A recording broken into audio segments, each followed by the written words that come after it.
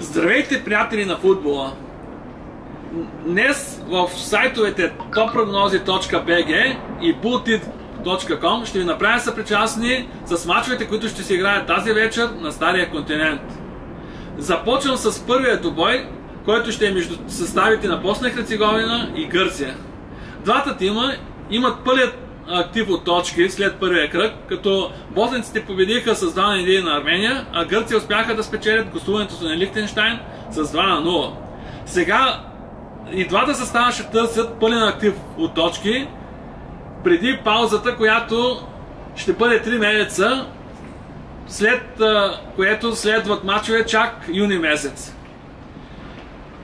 Босненците играят много силно на свой терен, побеждават почти всякакви противници, дори подобни от този на ранга на Гърция, докато пък гърците са много корав състав, който умее да играе на контратаки и често изненадва своите съперници при своите гостувания. В този двубой моята прогноза е, че ще има доста нерви, двата състава ще се хвърлят много здраво на терена, възможно е да се покажат и много картони, но реалната ми прогноза е, че ще има дуспа в матча. Другият двубой, на който съм се спрял, е между съставите на Швейцария и Дания. Швейцарците спечелиха в първата си среща срещу състава на Грузия с 1-2, а в същото време отборът на Дания почиваше в първия кръг от надпреварата, като изигра една контрола срещу състава на Косово и завърши 2-2. В този двубой, който се играе на Якоб Парк, като фаворит от специалистите се счита състава на Швейцария, които играят много силно на своя терен и през последните си мачове имат само победи. Но независимо от този факт, за мен състава на Дания е един много амбициозен тим, който в най-трудните моменти успява да избухва, така че няма да се очуди червения динамит, ако спечели двубоя. Моята прогноза е победа за Дания, двойка. Третата среща, която попада в моето полезрение, е между съставите на Армения и Финландия. И двата тима претърпяха загуби в първите си двубой. Арменците загубиха с 2-0 при гостуването си на Босна и Херцеговина, докато Финландия съвсем закономерно отстъпи на Италия с 2-0 при гостуването си в Удине. Сега и двата тима ще се опитат да постигнат своите първи точки, като за фаворите трудно да се каже кой от двата състава е реално.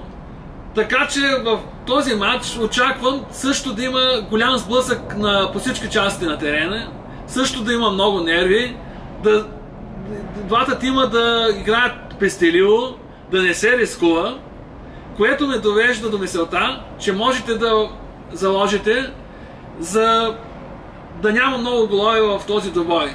Тоест, моята прогноза е малко рискована, но според мен е напълно реална, под 1,5 гола в матча. Четвъртият двубой, който ще се играе тази вечер, е между тимовете на Норвегия и Швеция. Норвежците загубиха при гастрола си в Испания с 2-1, докато шведите успяха да постигнат успех при своето домакинство от Румъния. Сега в този двубой прогнозите са и в двете крайности, и за успехи на Норвегия, и за успех на шведите. Според мен няма явен фаворит в този матч. Така, двубоя ще се реши след надлъгване. Характерно за норвежците, че печелят своите домакинства винаги с по 1-0. В същото време шведите много често изненадват своите съперници с подобен резултат. Матчът според мен ще бъде с много малко голове. Очаквам сухи мрежи и двата тима да спукат топката.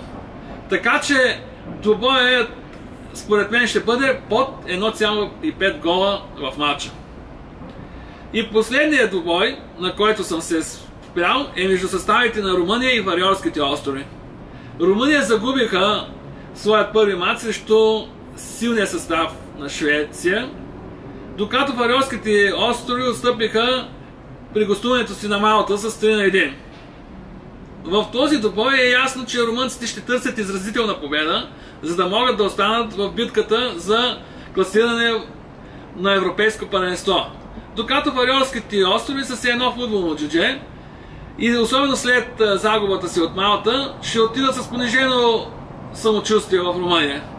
За мен матчът ще бъде с изразителен успех на румънците, така че прогнозата може да ви бъде за победа на Румъния и по-точно с над 2,5 гола в матча, отбелязани от румънците.